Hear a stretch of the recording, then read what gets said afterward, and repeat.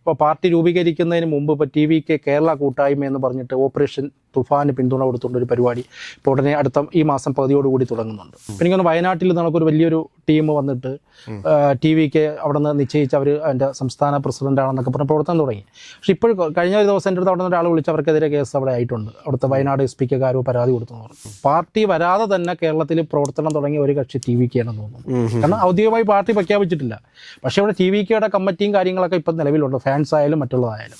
TVK എന്നൊരു രാഷ്ട്രീയ പ്രസ്ഥാനം കേരളത്തിലേക്ക് വരുന്ന സമയത്ത് കേരളത്തിൽ പ്രധാനമായിട്ടും TVK നേരിടുന്ന ഒരു വെല്ലുവിളി ആരായിരിക്കും TVKയുടെ ഒരു പ്രധാന എതിരാളി എന്ന് പറയുന്നത്? അല്ല, TVKക്ക് ഇപ്പോൾ സംബന്ധിച്ച് എനിക്കൊന്നും ഒരു എതിരാളി ഇല്ല. ഇപ്പോൾ BJP ആരും എതിർക്കുന്നില്ല, കോൺഗ്രസ് എതിർക്കുന്നില്ല, CPM എതിർക്കുന്നില്ല, ഒരു രാഷ്ട്രീയ പാർട്ടിയും ഇപ്പോൾ TVK എതിർക്കുന്നില്ല. കാരണം എനിക്ക് തോന്നുന്നത് അങ്ങനെ എതിർത്ത് കഴിഞ്ഞാൽ ജനങ്ങളിൽ നിന്ന് അവർ ഒറ്റപ്പെട്ടു പോകും. നമസ്കാരം. ഇന്ന് നമ്മുടെ അതിഥിയായിട്ട് എത്തിയിരിക്കുന്നത് NCPയുടെ മുൻ ദേശീയ സെക്രട്ടറിയും TVK നേതാവുമായ ശ്രീ സതീഷ് തോന്നക്കലാണ്. നമസ്കാരം. TVK കേരള ഘടകത്തിൻ്റെ പ്രഖ്യാപനം എന്നത്തേക്ക് നമുക്ക് പ്രതീക്ഷിക്കാൻ സാധിക്കും? നമ്മൾ സെപ്റ്റംബർ പകുതിയോടുകൂടിയോ അല്ലെങ്കിൽ ഒക്ടോബർ ആദ്യത്തോടു കൂടി അതിൻ്റെ പ്രഖ്യാപനം ഉണ്ടാകും. TVKയുടെ ഔദ്യോഗിക പ്രഖ്യാപനം. അതൊരു ദേശീയ പാർട്ടിയാക്കിയിട്ട് തമിഴ്നാട് ഉൾപ്പെടെ 4 സ്റ്റേറ്റുകളിൽ, ഇപ്പം തമിഴ്നാട്, കർണാടക, ആന്ധ്ര, കേരള, ഈ 4 സ്റ്റേറ്റുകളിൽ ഒരുമിച്ച് അതിൻ്റെ പ്രവർത്തനം തുടങ്ങാനാണ് തീരുമാനം. സൗത്ത് ഇന്ത്യയിലേക്കാണ് കൂടുതലായിട്ട് കോൺസെൻട്രേറ്റ്. അതെ. ഇപ്പോൾ കേരളത്തിൽ നിന്നിപ്പോൾ ഒരുപാട് സിനിമാ താരങ്ങൾ താങ്കൾ തന്നെ നേരിട്ട് പോയി അവരെല്ലാം കാണുകയും അവരെ TVKയിലേക്ക് സ്വീകരിക്കുകയും ചെയ്യുന്നത് ഞാൻ കണ്ടിട്ടുണ്ട്. എന്താണ് കേരളത്തിൽ TVK ലക്ഷ്യം വെക്കുന്നത്? സിനിമാ താരങ്ങൾ എന്ന് പറയുമ്പോൾ ദേവൻ വന്നിട്ടുണ്ട്, പ്രിയങ്ക അനൂപ് വന്നിട്ടുണ്ട്, അങ്ങനെ നമ്മുടെ യമുന വന്നിട്ടുണ്ട്, ജീജ സുരേന്ദ്രൻ, അങ്ങനെ ഒരുപാട് ആൾക്കാർ വരുന്നുണ്ട്.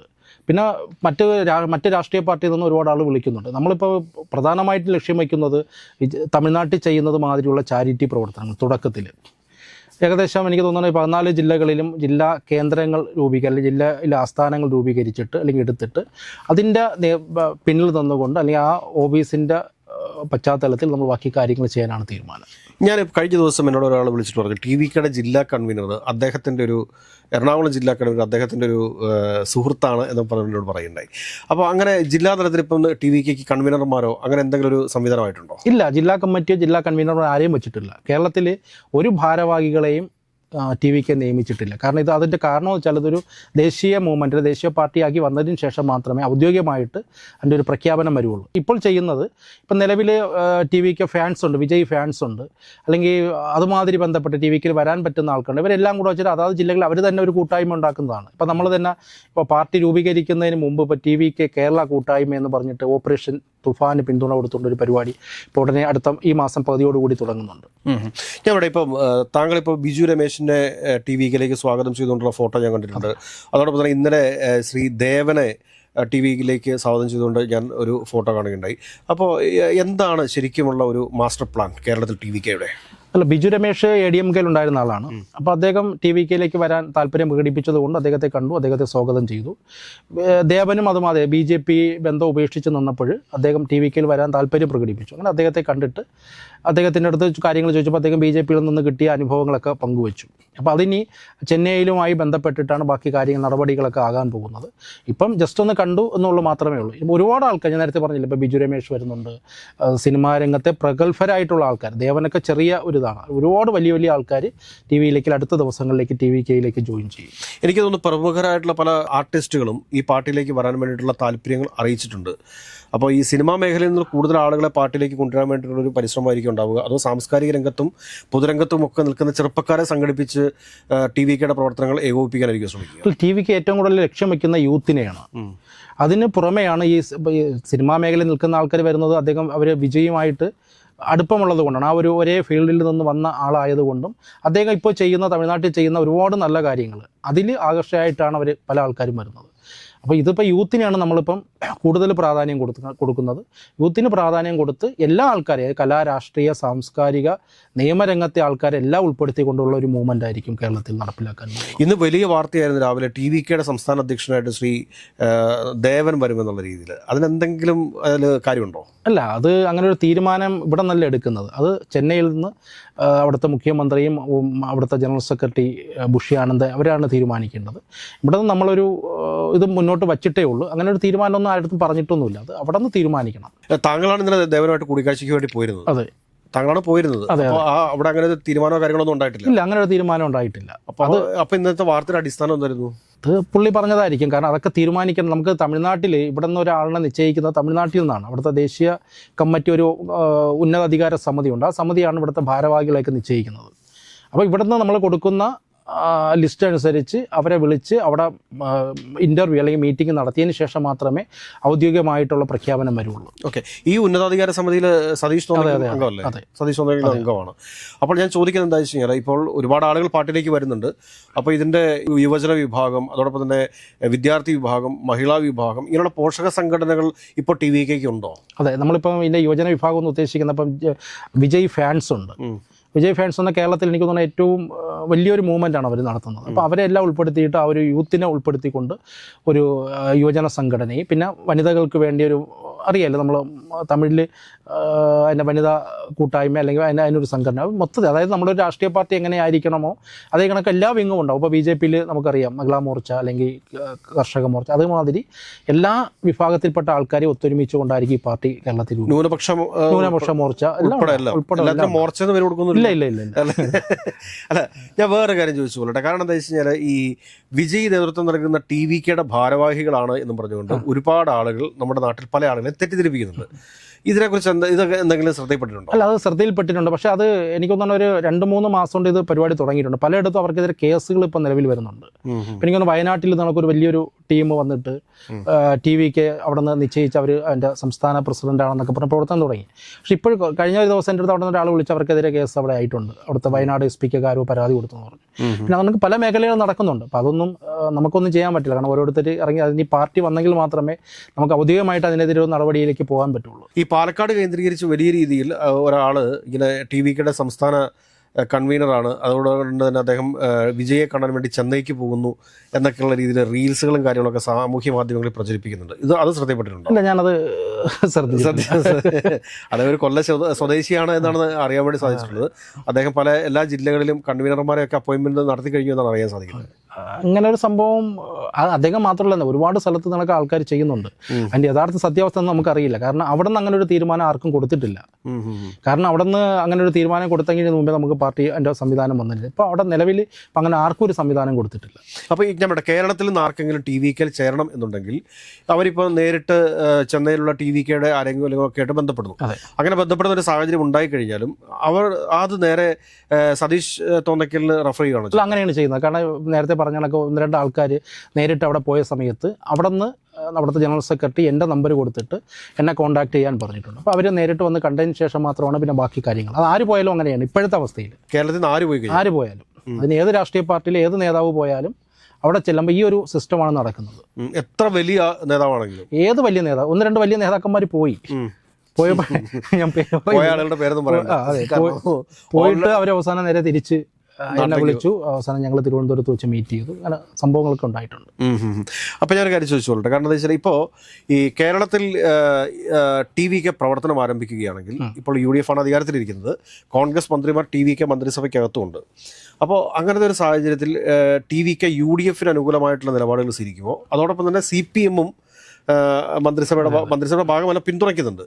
അപ്പോൾ TVK കേരളത്തിൽ വരികയാണെങ്കിൽ ഈ ആരെ പിന്തുണയ്ക്കും? LDF-നെ പിന്തുണയ്ക്കുമോ അതോ UDF-നെ പിന്തുണയ്ക്കും? അല്ല, കേരളത്തിൽ ഇപ്പോൾ TVK വരുന്നെങ്കിൽ എൻ്റെ വ്യക്തിപരമായ ഒരു അഭിപ്രായമാണ്, ഒരു പാർട്ടിയെ പിന്തുണയ്ക്കാതെ സ്വതന്ത്രമായിട്ട് നിൽക്കാനാണ് തീരുമാനം. കാരണം അങ്ങനെയാണ് അവിടെ ആദ്യമേ നമ്മളൊരു തീരുമാനം എടുത്തത്. കാരണം ഇപ്പോൾ ഇലക്ഷൻ വരുന്ന സമയത്ത് നോക്കിയിട്ട് അത് ആർക്കാണോ സപ്പോർട്ട്, അല്ലെങ്കിൽ ഇപ്പം ഈ 14 ജില്ലകളിൽ നമ്മളിപ്പോൾ സ്ഥാനാർത്ഥി നിർത്തി അവിടെ വേറൊരു മൂവ്മെൻറ്റ് നടത്താനാണ് തീരുമാനിക്കുന്നത്.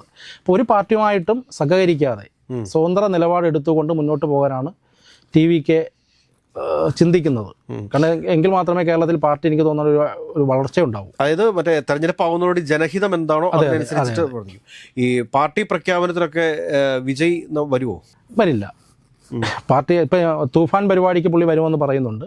അപ്പം അതിന് മുന്നോടിയായിട്ടാണ് നമ്മൾ കേരളത്തിലേക്ക് TVK കൂട്ടായ്മ എന്ന് പറഞ്ഞൊരു സംവിധാനം ഉണ്ടാക്കിയിട്ട് എല്ലാ ജില്ലകളിലും ആൾക്കാരെ സംഘടിപ്പിച്ചുകൊണ്ടൊരു മൂവ്മെൻറ്റ് നടത്തുന്നുണ്ട്. അപ്പോൾ പ്രഖ്യാപനമൊക്കെ ചെന്നൈയിലാണ്. പാർട്ടി പ്രഖ്യാപനവും ബാക്കിയുള്ള കാര്യങ്ങളെല്ലാം ചെന്നൈയിൽ വെച്ചായിരിക്കും നടക്കുന്നത്.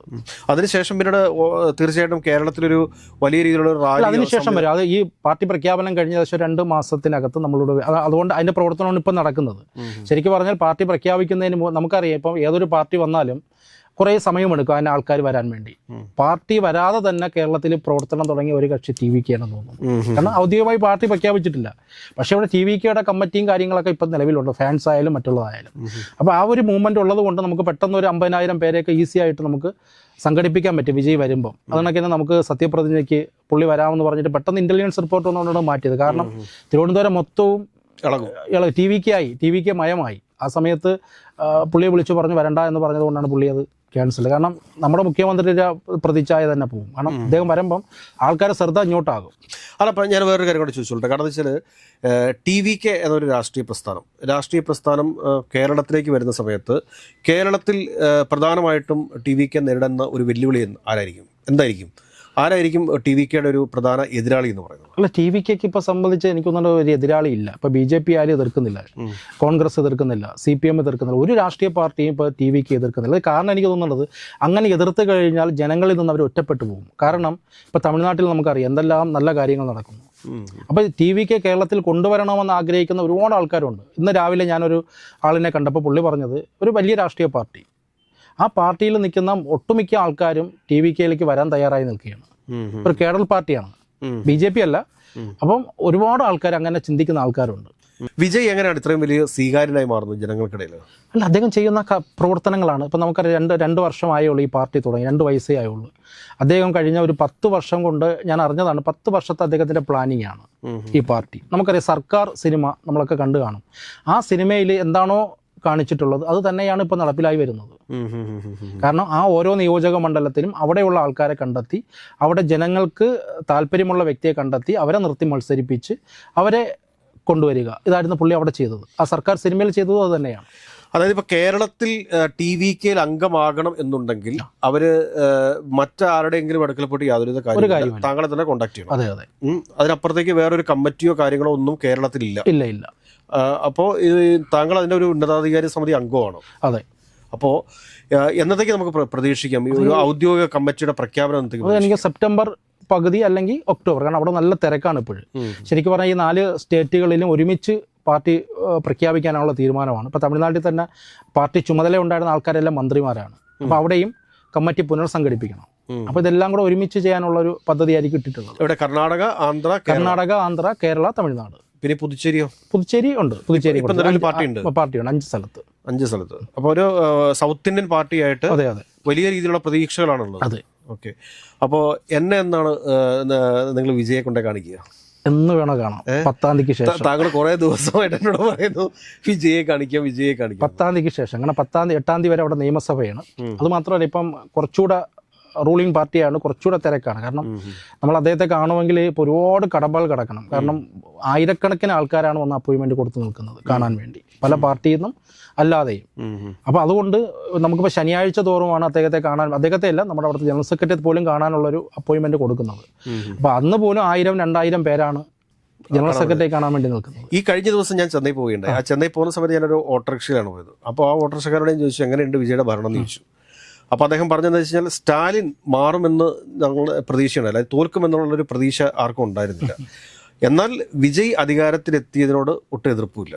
ഇതാണ് തമിഴ്നാട്ടിലൊരു സാധാരണ ഒരു ഓട്ടോറിക്ഷക്കാരൻ പറഞ്ഞ അഭിപ്രായമാണ്. ആ അഭിപ്രായത്തോട് എങ്ങനെ പ്രതികരിക്കുന്നു? ഇല്ല, അത് അങ്ങനെ സ്റ്റാലിൻ മാറുമെന്നുള്ളത് പ്രതീക്ഷ ജനങ്ങൾക്കുണ്ടായിരുന്നു. കാരണം അതുകൊണ്ടല്ലേ വിജയ് ജയിച്ചത്. 1. 2, ഇപ്പോൾ തന്നെ തൃഷ മത്സരിക്കുമെന്ന് പറയുന്നു. ആ സ്ഥലത്ത് സ്റ്റാലിൻ മത്സരിക്കാൻ വേണ്ടി ഒരു തീരുമാനം എടുത്തു. ഞാൻ പത്രത്തിൽ വായിച്ചതാണ്. പെട്ടെന്ന് അത് പിന്മാറി പുള്ളി. എന്തുകൊണ്ട്? അവിടെ നിന്ന് തോറ്റു കഴിഞ്ഞാൽ പിന്നെ DMK എന്ന് പറഞ്ഞ സാധനം തമിഴ്നാട്ടിൽ ഉണ്ടാകില്ല.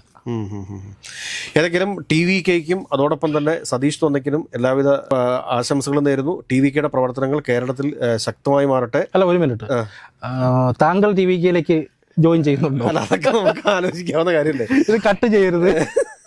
എല്ലാവിധ ആശംസകളും നേരുന്നു. ഏതെങ്കിലും TVKയ്ക്കും വിജയ്ക്കും എല്ലാവിധ വിജയാശംസകളും. കേരളത്തിൽ വളരെ വലിയ ഒരു ശക്തമായ ഒരു രാഷ്ട്രീയ പ്രസ്ഥാനമായിട്ട് മാറാൻ സാധിക്കട്ടെ എന്ന് ആശംസിക്കുന്നു.